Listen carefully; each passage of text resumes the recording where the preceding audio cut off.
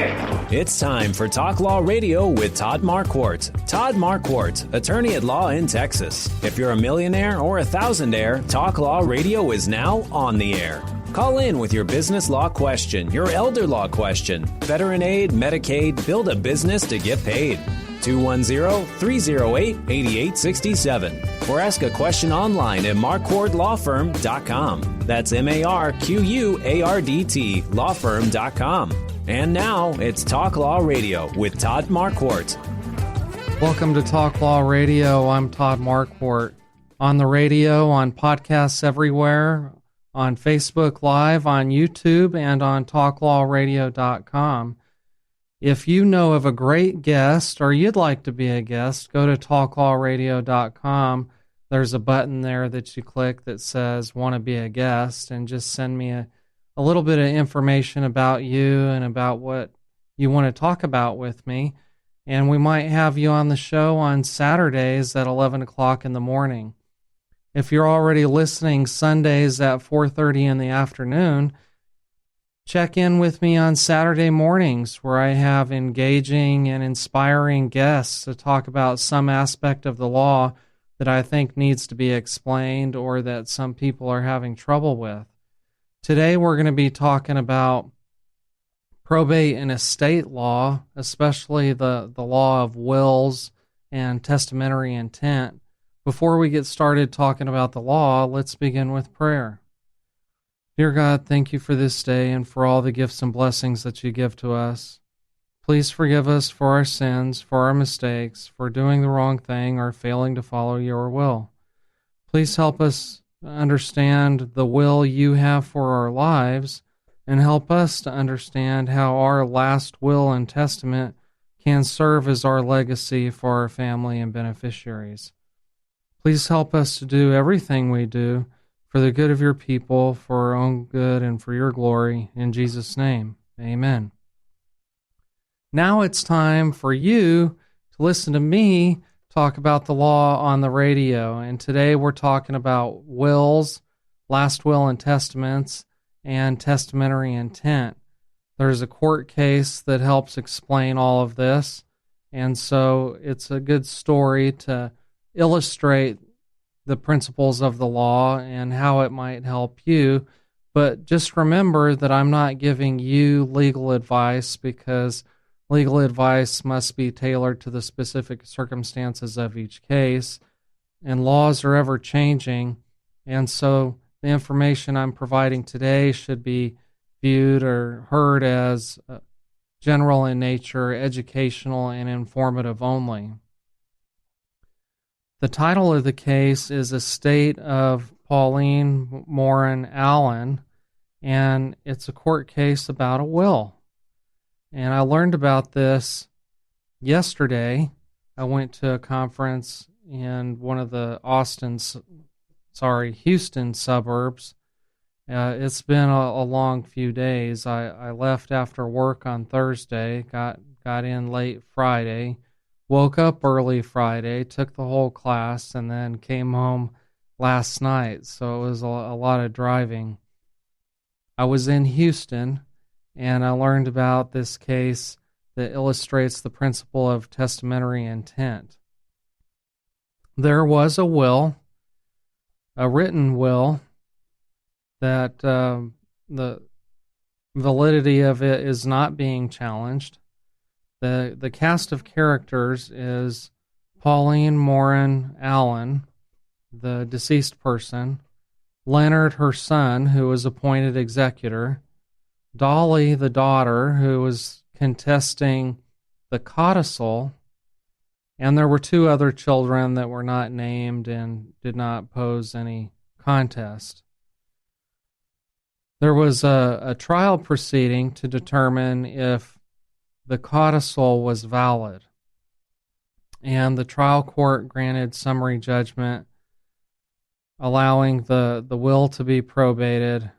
The court found that there was no genuine issue of material fact to Dolly's contest, found that there was no ambiguity with regard to the deceased person's intent for the codicil to be a valid codicil, the court found that Leonard was entitled to probate the codicil, and they were admitted to probate the original will and the codicil. A codicil is like an amendment to a will. See, back in the olden days, when everything had to be typed, believe it or not, my mom used a typewriter, and so I got to play with it every now and then when she wasn't using it. I even have an old-time typewriter that was my mother-in-law's grandfather's typewriter that he used when he worked at the rail station in southern New Mexico. That's just an aside. What I was getting at is that wills were typed, and so if you wanted to amend just a specific provision, you would call that a codicil instead of retyping the whole will, because that took a long time. A codicil has to be created and executed in the same way that an original will does. Has to be signed, has to be witnessed, and the codicil has to be the same way. But we're going to learn another element that isn't even in the code. Let me go to the code first. In Chapter 251 of the Texas Estates Code, Section 251.001, who may execute a will, says, under the rules and limitations prescribed by law, a person of sound mind has the right and power to make a will if, at the time the will is made, the person is 18 years of age or older, is or has been married, or is a member of the Armed Forces of the United States, an auxiliary of the Armed Forces of the United States, or the United States Maritime Service. Interests that may pass by a will, subject to limitations prescribed by law, a person competent to make a will may devise under the will all the estate, right, title, and interest in property the person has at the time of the person's death. A person who makes a will may disinherit an heir and direct the disposition of property or an interest passing under the will or by intestacy. It has to be written, signed, and attested. Except as otherwise provided by law, a will must be, number 1, in writing, number 2, signed by the testator in person, or by another person on behalf of the testator, in the testator's presence, and under the testator's direction, and attested by 2 or more credible witnesses who are at least 14 years of age and who subscribe their names to the will in their own handwriting in the testator's presence. The testator is the person that's making a written testament. That's their will. So that's the statute. Going back to the case of Pauline, Moran, Allen, the dispute is between Leonard, the executor, and Dolly, the daughter contestant. So here's what the codicil said. Well, actually, the codicil constituted 13 separate writings, but I'll refer to it as just the codicil, even though it was 13 separate writings. It was dated. It says Pauline Allen's statement, December 27, 2002, beginning with 4, Leonard Allen, china cabinet that Bro Lewis Moran made, parentheses, walnut, old sewing machine, parentheses, pedal machine, Mama Minnie's old machine, mule, red 4-wheel utility vehicle, John Deere tractor, bedroom suite in room where Jimmy used to sleep, upright deep freeze, all land, cattle, and home which will not be divided, blue willow china, old typewriter, the other china cabinet, big red wagon, old coin collection in cedar chest in front room, butane tank, Garney Allen's law pistol, Leonard may cash the bonds, cattle may be held or sold to pay expenses, dining room table. Signed, Pauline Allen, 12/27/2002, witnessed by David Broomfield and Beverly Johnson. The issue here is whether this codicil is valid. The will, the original will, was to divide up everything between the 4 children. The issue with the codicil is that it purported to give specific personal and real property to Leonard only. Leonard offered to give $100,000 to each of his siblings, and Dolly refused. So this codicil was handwritten, whereas the will was typed, witnessed, notarized. There's no question about the validity of the original will.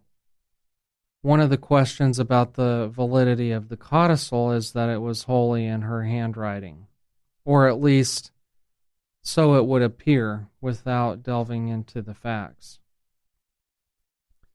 But the way that these papers were arranged, there was this long list of all those things I just read,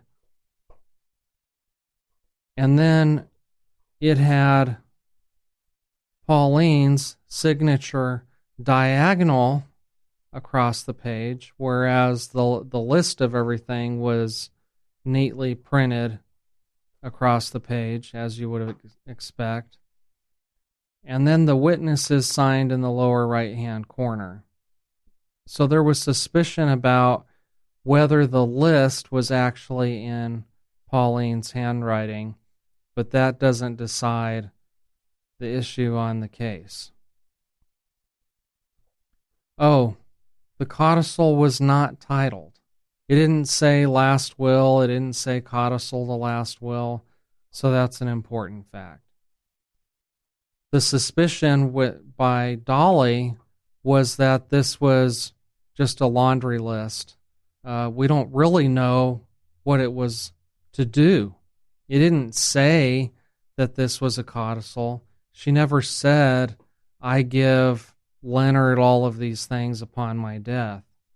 So the law, the court case, lawyers will talk about testamentary intent. Was it Pauline's intention to make a gift upon her death by writing this laundry list? And one of the cases cited by the Court of Appeals in Tyler says, an instrument is not a will unless it is executed with testamentary intent. And they cite an older case, Henson versus Henson from 1955. A handwritten codicil must have testamentary intent. And so this case that is cited by the Court of Appeals was also about the same issue, whether the deceased person in that case had testamentary intent. But we'll come back to that later so that we don't get confused about which case I'm talking about. There's a couple more cases that I'll come back to. The Court of Appeals said testamentary intent depends on the maker's intention to create an irrevocable disposition of her property to take effect after her death. A court's first duty is in a proceeding to probate a will or codicil is to determine whether it shows testamentary intent. The introduced writing must contain an explicit statement declaring that the writings are wills or codicils, or that the property division to take place only after the decedent's death. There must be evidence that the testator intended that very document at issue to be the instrument that actually makes the disposition of the testator's property. A writing that merely evidences an intention to dispose of property is not a will or a codicil. It has to actually be a disposition of property upon death. So here, Dolly complained that the codicil document did not contain any words evidencing that Pauline intended for these writings to actually dispose of her property upon her death. The court said, the intent of the testator must be ascertained from the language used within the four corners of the instrument for probate. So here, remember I said it was these 13 separate writings collectively called the codicil. So just looking at those papers, the court has to decide, are there some words on there that shows testamentary intent? When there is no dispute as to what the written words in a codicil mean, extrinsic evidence cannot be received. So here, on those 13 pages, there was no dispute about what the words meant. Extrinsic evidence cannot be received to show the testator intended something outside of or independent of those words. Extrinsic evidence is evidence from outside of the document. Extrinsic means outside. Evidence can't be received to add words to the codicil.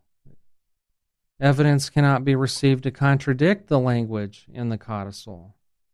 Evidence cannot be received to take away words from those in the codicil. The court said without express language establishing testamentary intent, a writing is not a will and cannot be admitted to probate. In determining whether there's testamentary intent, the question is not what Pauline intended to write, but the meaning of the words that she actually used. There were two words in the document that could have been used to operate something, to cause action of some sort. And those were the words statement and for. We must determine whether either of these two words establishes Pauline's testamentary intent. I want to take a break here to let you know that Marquardt Law Firm sponsors the show, and attorneys at Marquardt Law Firm focus on business and estate law, including last wills, living trusts, and tax-protected inheritance plans. Also, new businesses and old businesses which might have issues with corporations, contracts, LLCs, family limited partnerships, and we can represent those who are facing problems from lack of planning, like in county court, district court, or probate court. Okay, back to the case. We're talking about testamentary intent, and we're analyzing, or the Court of Appeals is analyzing, a codicil to a will, and the words that we're going to define and determine whether or not they were operating as testamentary intent. The words are statement and the word for, F-O-R. We first look at the word statement, which is defined as the act of stating or a declaration. That was found in the American Heritage College Dictionary. The court said there is nothing in this definition that relates to when the transfer of property is to take place, such as at the time of Pauline's death. Further, the word statement has a legal meaning in the context of evidence and criminal procedure, but in and of itself has no legal meaning in the probate context. The word for is used to indicate the object, aim, or purpose of an action or activity.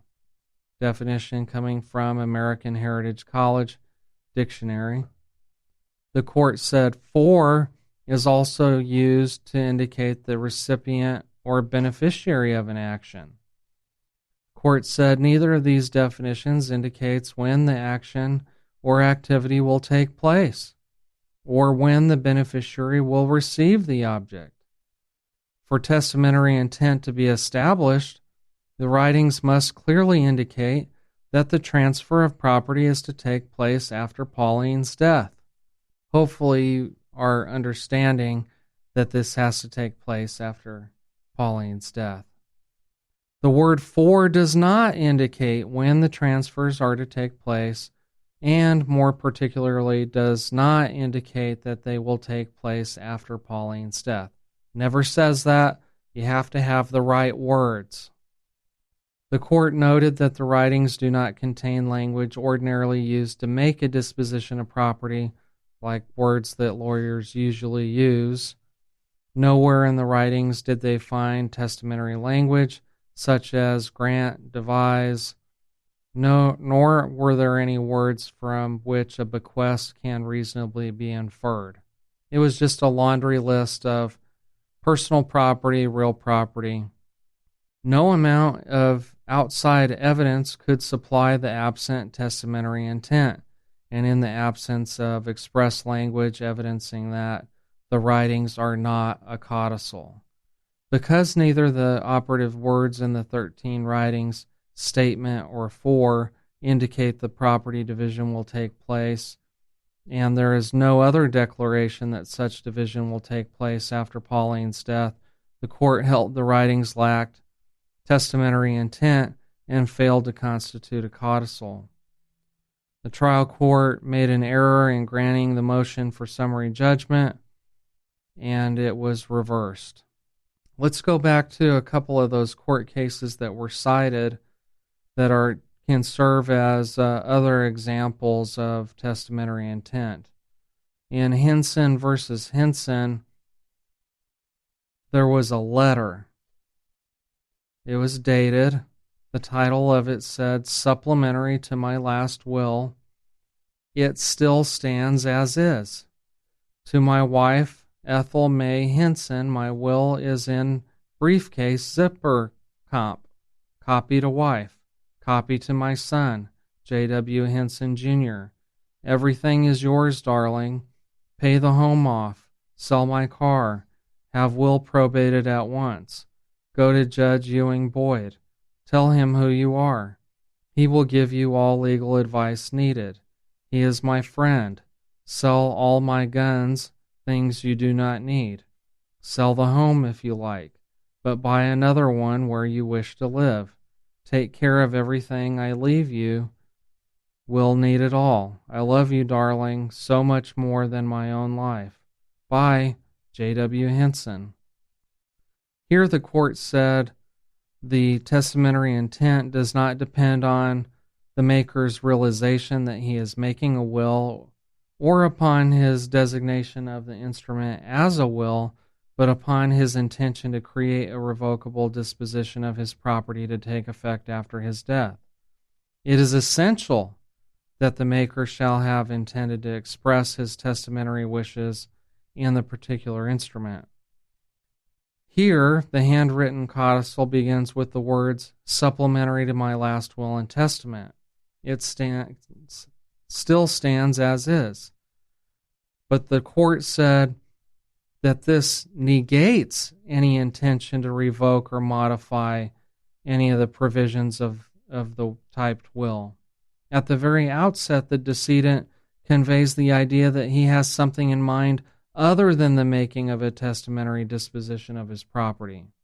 He has already executed an instrument which he thinks is a legal will, and it still stands as is. In the body of this document, he used the words give, devise, and bequeath, and it is my will, and directed the payment of debts, appointed executors, and revoked former wills. That was in his actual will document. The handwritten instrument did not affirmatively state that it was intended or declared to be a will, and does not contain language ordinarily used to make a disposition of property. The remaining provisions regarding the preservation of the property and the sale of various items thereof are in the nature of suggestions and advice to the wife for guidance in the management of the estate he had attempted to devise to her by the will. So be careful of the words that you use, because the court might say Those are suggestions and advice. Another legal term could be precatory, just meaning not operative, but as a side note. So this is good information when you're thinking about making your will. Of course, it's recommended that you go to a legal professional, an attorney that focuses on wills and trusts. You heard it here on Talk Law Radio. I'm Todd Marquardt. I'll talk to you later.